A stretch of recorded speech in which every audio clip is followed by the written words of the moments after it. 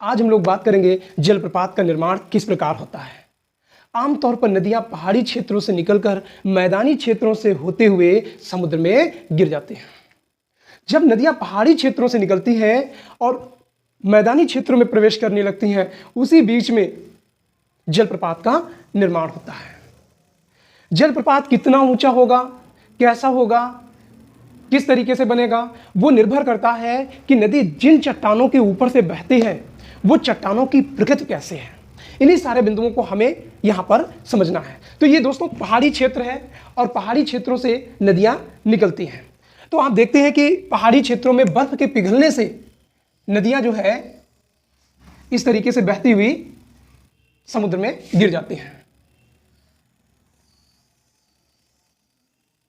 इस तरीके से। तो ये नदी के नीचे की चट्टानें जो होती हैं वो दो तरीके की पाई जाती हैं। एक चट्टान होती है कठोर चट्टान और दूसरी चट्टान होती है मृदु चट्टान। कठोर चट्टान कैसी होगी? कठोर चट्टान जिनसे हम घरों का निर्माण करते हैं, सड़कों का निर्माण करते हैं, वो कठोर चट्टान होते हैं। या घरों में पत्थर बिछाने के लिए लाते हैं, वो कठोर चट्टान होते हैं। और मृदु चट्टान जिसमें हम लोग खेती करते हैं, फुटबॉल खेलते हैं, घूमते हैं, टहलते हैं, वो मृदु चट्टान होती है। तो इन्हीं चट्टानों पर निर्भर करते हैं जलप्रपात। जैसे ये नदी है और नदी के नीचे की जो चट्टान है इसको हमने दो भागों में बांट दिया। इधर के भाग में कठोर चट्टान है और इधर कैसे चट्टान है? मृदु चट्टान। अब इसी को आपको समझना है कि कैसे जलप्रपात बनते हैं। तो जब नदियां पहाड़ी क्षेत्रों से निकल कर आती हैं तो यहां पर नदियों की गति जो है बहुत तीव्र होती है। और जब नदियों की गति तीव्र होती है तो वो जिधर से पाती हैं, जिधर मार्ग बनता है ढाल, उधर की तरफ बहती हुई तेजी से निकल जाती हैं। लेकिन नदियां एक दिन से नहीं बह रही हैं, नदियां एक लंबे समय से, हजारों लाखों सालों से बह रही हैं। तो जाहिर सी बात है, जैसे ये नदी कठोर चट्टान से होकर गुजरी तो यहाँ की जो चट्टानें हैं, मिट्टी है, कठोर चट्टान है, इसको ये नदी काट नहीं पाई है। लेकिन जैसे ही मृदु चट्टान में पहुंची, ये अपने साथ तीव्र ढाल के साथ क्या है, इन चट्टानों को भी काटती जाती हैं। और ये नदियां कई बार जो है हर वर्ष बाढ़ में तीव्र तेजी से बाढ़ का पानी आता है और इस पे गिरता है और गिरने के बाद ये मिट्टी कटती है और धीरे धीरे ये क्या है, गड्ढा होता जाता है। अगर ये आगे की चट्टान मृदु चट्टान है तो ये मिट्टी जो है धीरे धीरे क्या है, कटती जाएगी। और एक समय ऐसा आएगा कि जब नदियां ऊपर से गिरेंगी तो मिट्टी के चट्टान बहुत तेजी से कटेगी। यहां पर मिट्टी की तेजी से कटते हुए बहने लगी और ये तब तक कटती रहेगी जब तक इसके नीचे की कठोर चट्टान नहीं मिल जाती है। मान लिया ये मृदु चट्टान है, ये पूरी काट दिया, अब नीचे कठोर चट्टान मिल गई, तो नदी जब ऊपर से गिरेगी और यहां से टकराते हुए फिर आगे बढ़ती हुई आगे समुद्र में, मैदानी क्षेत्रों से होते हुए समुद्र में गिर जाएगी। तो ये जल का ऊपर से गिरना, यही क्या कहलाता है? जल प्रपात कहलाता है।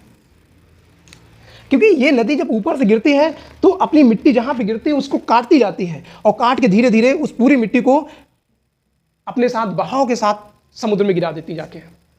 तो इस तरीके से ऊपर का पानी जब करीब, अब ये चट्टानों की प्रकृति पर निर्भर करता है कि ये कितनी ऊंची है। हो सकता है 50 मीटर हो, 100 मीटर भी हो सकता है, 500 मीटर हो सकता है और 1000 मीटर भी हो सकता है। अब आपको पूरे भारत में ऐसे जलप्रपात देखने को मिलेंगे। तो जलप्रपातों से बहुत सारे प्रश्न पूछे जाते हैं कि भारत में कौन से राज्य में कौन सा जलप्रपात है, किस नदी पर बनता है, उसका नाम क्या है, सबसे ज्यादा जलप्रपात कहां पे है, किस राज्य में पड़ेंगे। तो इन्हीं बिंदुओं को हमें समझना है। तो हम पहले भारत का एक चित्र बनाएंगे और उसके बाद इन जलप्रपातों को समझेंगे, प्रत्येक राज्य में कौन कौन सा जलप्रपात है। तो ये भारत का चित्र बन गया है और इस भारत के चित्र के माध्यम से हम ये समझने का प्रयास करेंगे कि कौन सा जलप्रपात किस राज्य में स्थित है। तो सबसे पहला जलप्रपात आता है, हम केरल राज्य में देखेंगे। केरल का एक बहुत ही मशहूर जलप्रपात है और इस जलप्रपात का नाम है पहले तो ये केरल राज्य है और केरल में जो स्थित है इस जलप्रपात का नाम है वाद्या जलप्रपात। प्रश्न पूछा जाता है वाद्या जलप्रपात कहाँ पाया जाता है, तो वाद्या जलप्रपात केरल में पाया जाता है। उसके बाद अगला राज्य है ये कर्नाटक है। तो कर्नाटक में कई सारे जलप्रपात हैं। ये कौन सा राज्य है, कर्नाटक जल। तो कर्नाटक में एक जलप्रपात है बाराकाना जलप्रपात। कौन सा जलप्रपात, बाराकाना। तो प्रश्न पूछा जाता है बाराकाना जलप्रपात कहाँ है, तो बाराकाना जलप्रपात कर्नाटक में स्थित है। फिर देखते हैं कि ये कर्नाटक के शिमोगा जिले में स्थित है। तो प्रश्न पूछा जाता है ये किस जिले में स्थित है, तो कर्नाटक के शिमोगा जिले में स्थित है। उसके बाद कर्नाटक का एक बहुत ही महत्वपूर्ण जलप्रपात है जिसका नाम है गोकेक जलप्रपात। गोकेक जलप्रपात लगभग 53 मीटर की ऊंचाई पर है और यह भी कहां है, कर्नाटक में। तो कौन सा जलप्रपात है, गोकेक जलप्रपात। और कितने ऊंचाई पर है, 53 मीटर की ऊंचाई पर है, 53 मीटर। तो इसकी ऊंचाई के बारे में भी पूछा जाता है कि ये जलप्रपात कितना ऊंचा है, तो ये जलप्रपात 53 मीटर ऊंचा है। उसके बाद हम लोग देख कि ये कृष्णा नदी के सहायक एक नदी है जिसका नाम है घाटप्रभा नदी। तो गोकेक जलप्रपात किस नदी पर है, घाटप्रभा नदी पर। तो यह भी प्रश्न पूछा जाता है कि गोकेक जलप्रपात किस नदी पर स्थित है, तो घाटप्रभा पे। किस राज्य में है, तो कर्नाटक राज्य में है। कर्नाटक एक बहुत महत्वपूर्ण जलप्रपात है जिसका नाम है जोग जलप्रपात। तो प्रश्न पूछा जाता है जोग जलप्रपात कहां पर है, तो जोग जलप्रपात जो है कर्नाटक के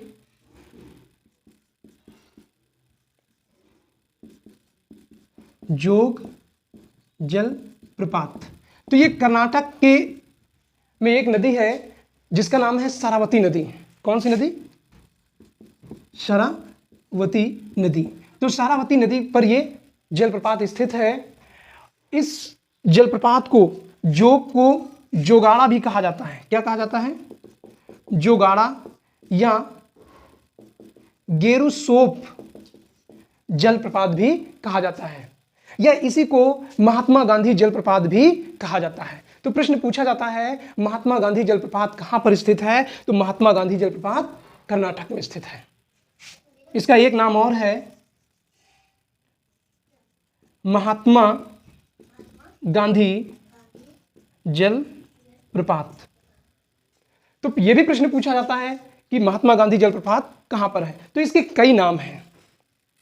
और एक प्रश्न इससे और पूछा जाता है कि ये किस जिले में स्थित है, तो ये भी शिमोगा जिले में ही स्थित है। कहां पर स्थित है, शिमोगा जिले में। एक प्रश्न और पूछा जाता है कि भारत का सबसे ऊंचा जलप्रपात कौन सा है, तो सबसे ऊंचे जलप्रपातों में एक काउंट किया जाता है कौन सा, जोगाड़ा या जोग जलप्रपात। लेकिन कुंचिकल जलप्रपात को आयोग ने कई बार माना है कि कुंचिकल जलप्रपात सबसे ऊंचा जलप्रपात है।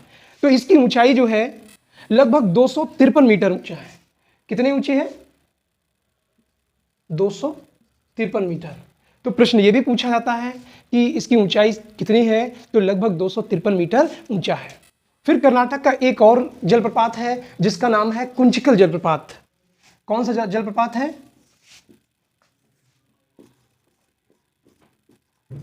कुंचिकल जलप्रपात।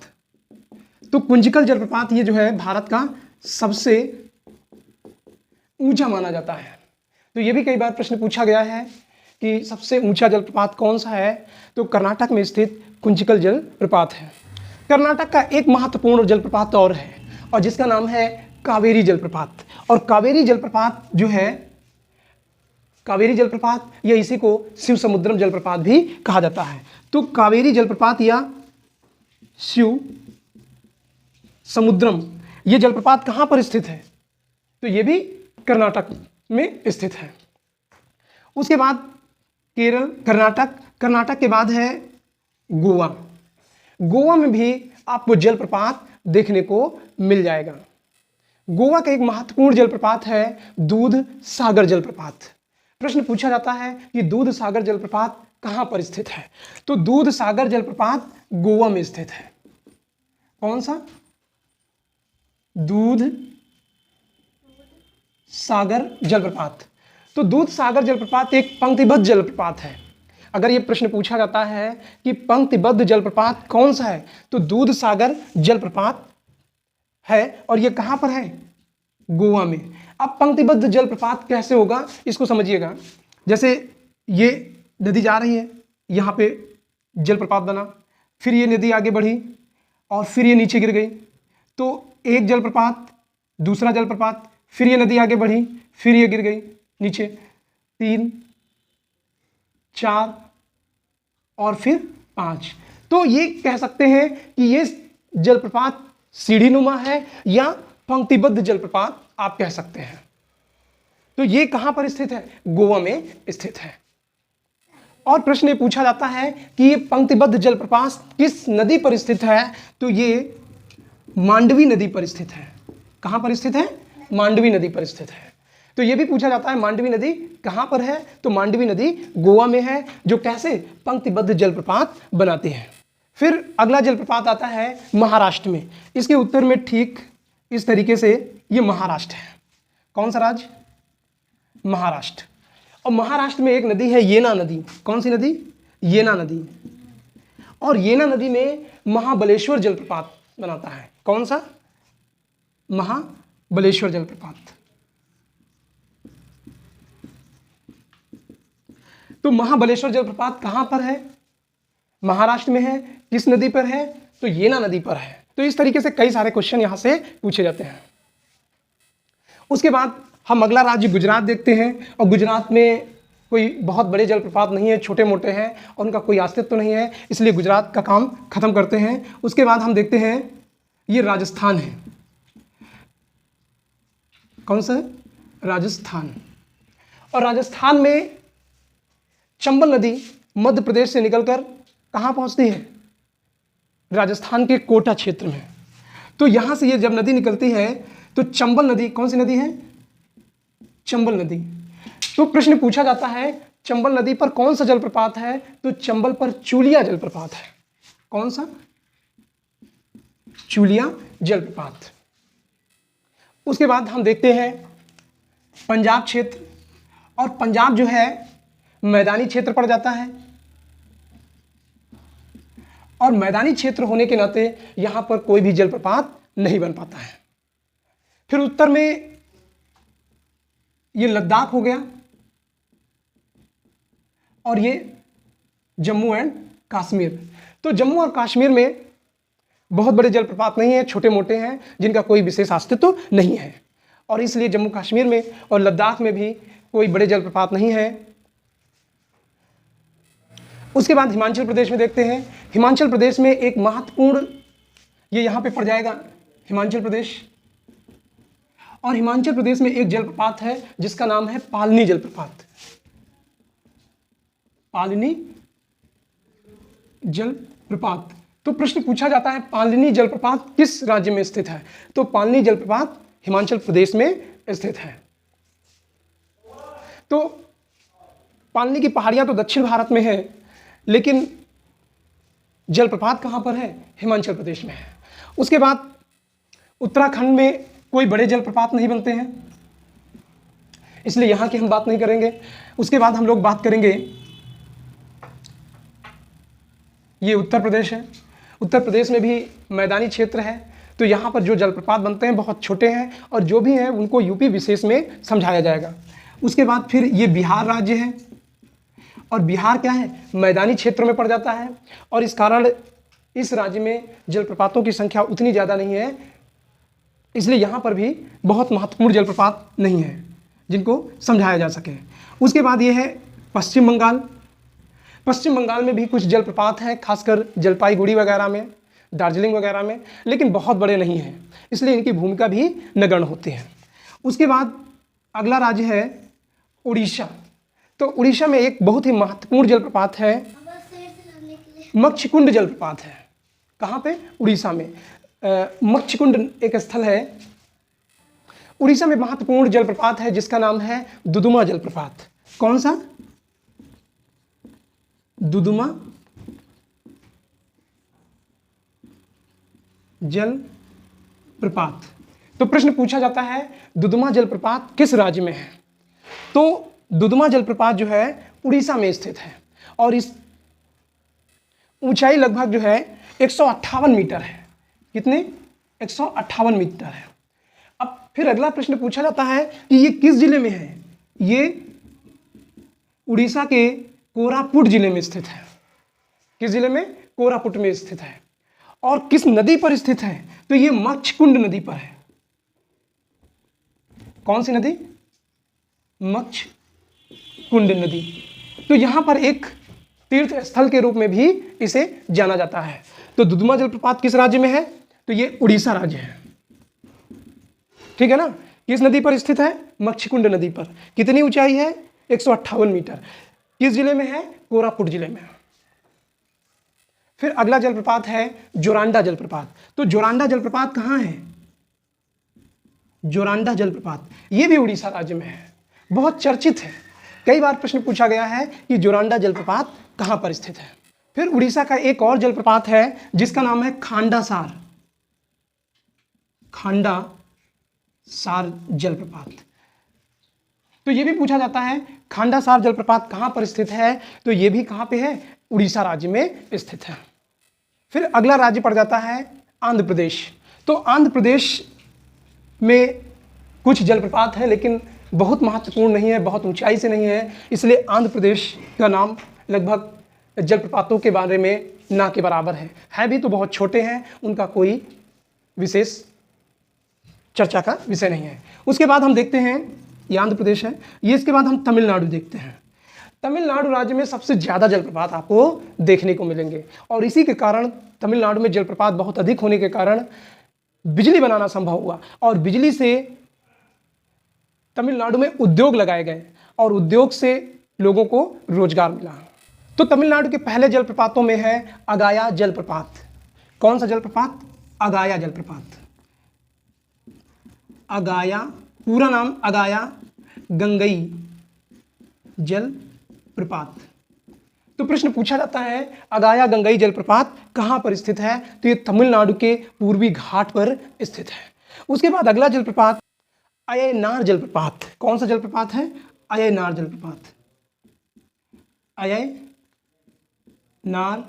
जलप्रपात। तो अय्यनार जलप्रपात जो है ये पश्चिमी घाट पर स्थित है। कहां पर स्थित है? पश्चिमी घाट पर।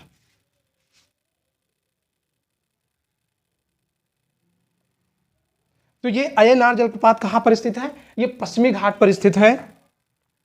और महत्वपूर्ण बात यह है कि ये शीतकालीन मानसूनी वर्षा से जल प्राप्त करता है। तो इस जलप्रपात में खासकर शीतकालीन जलप्रपात शीत मानसून से जल प्राप्त करता है। प्रश्न ये पूछा जाता है तमिलनाडु का कौन सा जलप्रपात शीतकालीन अय्यनार जलप्रपात प्राप्त करता है। उसके बाद तमिलनाडु का एक अगला जलप्रपात है किलियूर जलप्रपात। तो प्रश्न पूछा जाता है किलियूर जलप्रपात कहां पर स्थित है? किलियूर जलप्रपात। तो किलियूर जलप्रपात भी तमिलनाडु राज्य में स्थित है। तो प्रश्न पूछा जाता है किलियूर जलप्रपात किस राज्य में स्थित है। अगला है थलैयार जलप्रपात। तो थलैयार जलप्रपात कहां पे पाया जाता है? थलई जलप्रपात। तो थलैयार जलप्रपात, थलई या थलैयार जलप्रपात वही है। तो ये तमिलनाडु का सबसे ऊंचा जलप्रपात है। तो प्रश्न पूछा जाता है तमिलनाडु का सबसे ऊंचा जलप्रपात कौन सा है? ऊंचा जलप्रपात है। और इस थलैयार जलप्रपात को रैटटेल के नाम से जाना जाता है। रैटटेल तो यानी चूहे की पूंछ। तो एक प्रश्न यह भी बनता है कि कौन सा जलप्रपात चूहे की पूंछ के अनुसार की तरह है? तो रैटटेल जलप्रपात यानी थलैयार जलप्रपात चूहे की पूंछ की तरह है। तमिलनाडु का एक जलप्रपात और है और इस जलप्रपात का नाम है वट्टापराई जलप्रपात। प्रश्न पूछा जाता है वट्टापराई जलप्रपात कहां पर स्थित है? तो वट्टापराई जलप्रपात जो है तमिलनाडु में है। और किस नदी पर पूछा जाता है? तो यह नदी का नाम है पामझार नदी। कौन सी नदी है? पामझार नदी, या पामयार भी लिखा रहता है, तो इसको कंफ्यूज होने की जरूरत नहीं है। तमिलनाडु में एक जलप्रपात और है जिसका नाम है एल्क जलप्रपात। एल्क जलप्रपात, तो यह भी पूछा जाता है एल्क जलप्रपात कहां पर है? तो एल्क जलप्रपात तमिलनाडु पर है या तमिलनाडु में स्थित है। और यह दक्षिण भारत की प्रसिद्ध पहाड़ी पालनी की पहाड़ी में पाई जाते हैं। पालनी की पहाड़ी में। तो एल्क जलप्रपात कहां पे है? तो तमिलनाडु में है। किस पहाड़ी पर है? तो पालनी की पहाड़ी पर स्थित है। उसके बाद अगला जलप्रपात तमिलनाडु का एक और है स्नेक जलप्रपात। कौन सा जलप्रपात है? स्नेक जलप्रपात, यानी सांप जैसा जलप्रपात। तो कहां पर स्थित है? तमिलनाडु में स्थित है। यह भी पूछा गया है। उसके बाद एक जलप्रपात तमिलनाडु में और स्थित है और इस जलप्रपात का नाम है चांदी जलप्रपात। तो आप ये कह सकते हैं कि तमिलनाडु में कई सारे जलप्रपात हैं, लेकिन यहाँ पर कुछ ही जलप्रपातों के बारे में हम लोगों ने बात किया जो महत्वपूर्ण है। तो पूरे भारत में देखेंगे सबसे अधिक जलप्रपात तमिलनाडु राज्य में पड़ते हैं। उसके बाद हम बीच के कुछ राज्य हैं, जैसे यहाँ पे हरियाणा है, मध्य प्रदेश है, छत्तीसगढ़ है, तेलंगाना है, झारखंड है, यहाँ भी कुछ जलप्रपात है। तो सबसे पहले हम देखेंगे हरियाणा वाले राज्य में। ये पूरे बीच के लैंडलॉक हैं। तो हरियाणा में मैदानी क्षेत्रों में पड़ता है, तो इसलिए यहां पर कोई बड़े जलप्रपात नहीं बनते हैं। जितने बनते हैं वो भी छोटे मोटे हैं। तो हरियाणा में आप कह सकते हैं ना के बराबर है। उसके नीचे आपको मिलेगा मध्य प्रदेश। ये मध्य प्रदेश है और मध्य प्रदेश में एक नदी है जिसका नाम है नर्मदा नदी। और इस नदी पर भारत का सबसे प्रसिद्ध जलप्रपात, जिसको हम धुआंधार जलप्रपात कहते हैं। अब धुआंधार जलप्रपात क्यों कहते हैं? क्योंकि पानी इतनी ऊंचाई से गिरता है और इस ऊंचाई से गिरने के बाद वो वाष्पित होने लगता है। तो आसपास के एरिया में क्या है? वाष्प दिखाई पड़ती है, यानी धुआं जैसा दिखाई पड़ता है। तो नर्मदा नदी पर कौन सा जलप्रपात है? धुआंधार जलप्रपात। और ये किस जिले के पास स्थित है? तो ये है जबलपुर के पास। बहुत ही मनोरम स्थल है। कौन सा? धुआंधार जलप्रपात। फिर आप लोग देखेंगे कि यहां पर झारखंड है। कौन सा है? ये छत्तीसगढ़ है और यहां पर झारखंड है। और झारखंड में एक नदी है काकोलत नदी, छोटी नदी है। कौन सी नदी है? काकोलत नदी। और काकोलत नदी पर कौन सा जलप्रपात बनता है? काकोलत जलप्रपात। काकोलत जलप्रपात। तो पूछा जाता है काकोलत जलप्रपात किस राज्य में है? तो झारखंड राज्य में स्थित है। झारखंड में एक और जलप्रपात महत्वपूर्ण है जिसका नाम है हुंडरू जलप्रपात। कौन सा? हुंडरू जलप्रपात। तो पूछा जाता है किस राज्य में है? तो झारखंड में राज्य में है। किस नदी पर है? तो स्वर्णरेखा नदी पर हुंडरू जलप्रपात बनता है। तो इसके बारे में कई बार पूछा गया है कि यह जलप्रपात कहां पर स्थित है। एक जलप्रपात और है, वो बिहार में स्थित है और बिहार में बुद्ध नदी पर है। किस नदी पर है? बुद्ध नदी पर। तो एक बार प्रश्न पूछा गया है बुद्धा जलप्रपात कहां पे है? तो वो इंग्लिश में बुद्धा लिखा था, लेकिन लोगों ने उस वर्जन को बुद्धा समझा कि बूढ़ा बुजुर्ग। तो ये बुद्धा जलप्रपात जो है बिहार में है, बुद्ध जलप्रपात। और किस नदी पर है? तो इस नदी का नाम है बुद्ध नदी।